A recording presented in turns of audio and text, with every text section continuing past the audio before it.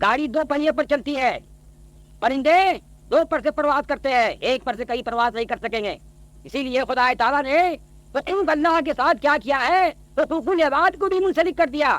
اب ذرا غور فرمائیے، جہاں وہ کہتا ہے وہ یقیمون الصلاۃ، وہی کہتا ہے وہ مما رزقناہم ينفقون. یعنی تم قائم کرو اپنی نماز.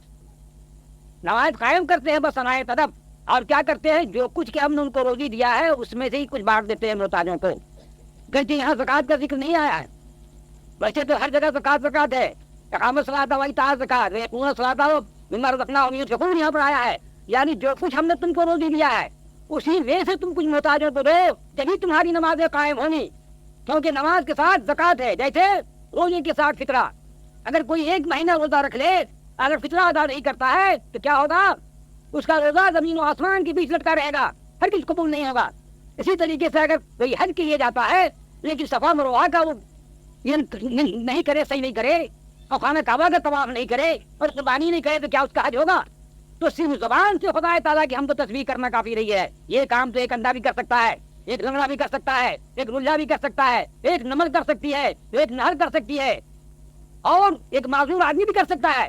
یعنی زبان سے اس کی حمد و تسبیح کر سکتا ہے. لیکن خدا تعالیٰ جو ہے انسان کو ہاتھ پاؤں دیا ہے، اپنا سلیم دیا ہے، تو تم ہاتھ کے ساتھ بھی نیکی کرو، پاؤں کے ساتھ بھی نیکی کرو. اور تمہارے اوپر کیا ہے، حقوق العباد ہے. جتنا حق اللہ اور اس کے رسول کا ہے اتنا ہی حق اس کے بندوں کا تمہارے اوپر ہے. اگر تم یہ دو پاؤں سے چلتے ہو، یہ دونوں ہی چیز کو ادا کرتے ہو، تب صحیح معنوں میں تم اس کا بندہ ہو، صحیح معنوں میں تم اس کا عبادت گزار ہو. اگر یہ دونوں سے کام نہیں لیتے ہو تو گویا تم ایک پر سے پرواز کرنے کی کوشش کر رہے ہو.